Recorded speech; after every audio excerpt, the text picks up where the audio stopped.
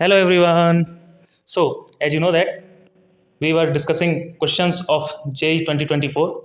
Here is the another problem from JEE 2024, but this time from the physical chemistry. So, what is the problem? Let's check it out. आपको क्या दिया गया है? आपको एक VT diagram दिया गया है.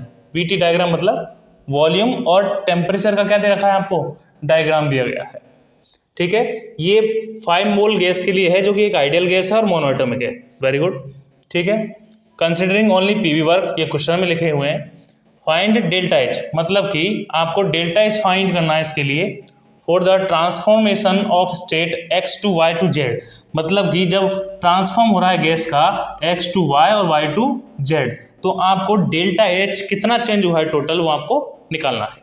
ठीक है, और आपको गिवन डाटा है CVM. CVM का मतलब क्या है आपको पता होगा. CVM यहाँ पर मोलर हीट कैपेसिटी दे रखी है.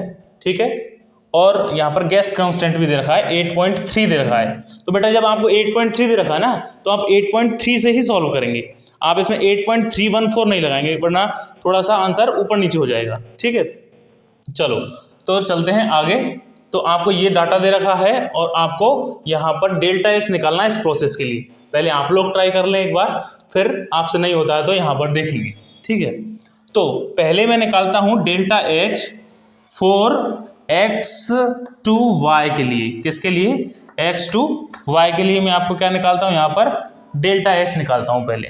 ठीक है, तो x टू y जब हम जा रहे हैं तो हम क्या देखते हैं, यहाँ पर टेम्परेचर जो है ना बेटा वो कांस्टेंट है.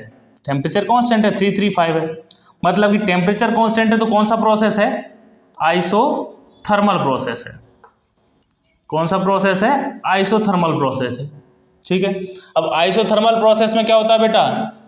डेल्टा टी इक्वल टू 0 हो जाता है, आपको पता है. और डेल्टा एच जो होता है वो आपको पता है फंक्शन होता है किसका? टेम्परेचर का. ठीक है, कैसे? Cp equal to delta H upon delta T होता है, पता है ना आपको. यहाँ पर मैं बता देता हूँ कि आप Cp देखते हैं तो क्या होता है? Change in enthalpy, change in enthalpy with respect to change in temperature. जितना टेम्परेचर में जब चेंज होगा तो किस में चेंज होगा? एंथैल्पी में भी चेंज होगा. Very good. तो बेटा ये डेल्टा एच जो है वो किसका फंक्शन है? टेम्परेचर का फंक्शन है. Where delta T equal to 0, delta H also 0. मतलब क्या हुआ अब सर? डेल्टा टी यहाँ पर 0 है इस प्रोसेस में, तो डेल्टा एच फंक्शन है किसका बेटा? टेम्परेचर का. तो डेल्टा एच भी क्या हो जाएगा? 0 हो जाएगा. मतलब कि क्या देखा कि एक्स वाई प्रोसेस में डेल्टा एच क्या हो गया बेटा? 0 हो गया, कि यहाँ पर तो कोई भी एंथैल्पी चेंज नहीं है.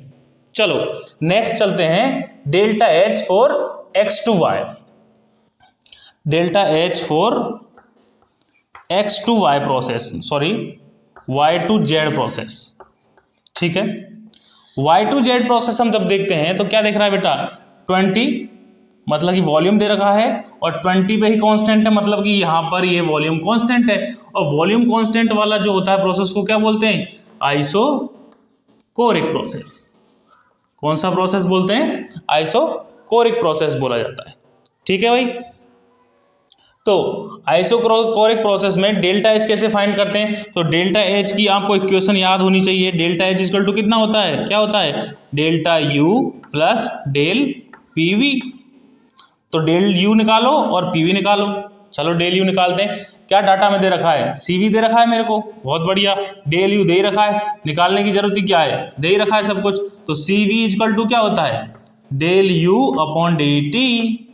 तो बेटा यहाँ से क्या बन के आया? Del U equal to N CV D T. ये निकल के आया कि नहीं आया? और n इक्वल टू कितना दे रखा है? 5 मोल. सीवी की वैल्यू कितनी है? 12 किलो जूल पर मोल. यस. और टेम्परेचर का चेंज कितना है? तो 415 केल्विन माइनस 335. ये अप्रोक्सीमेटली आ गया 80.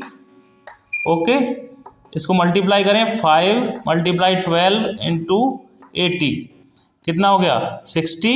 ये हो गया टोटल 60. 60 इंटू 80 कितने हो गए बेटा? 4800 लगा दो, मतलब कि 4800। CV की वैल्यू आ गई हमारे पास, एक्चुअली DU की वैल्यू जो आपने पास क्या आई है 4800 आ गई है।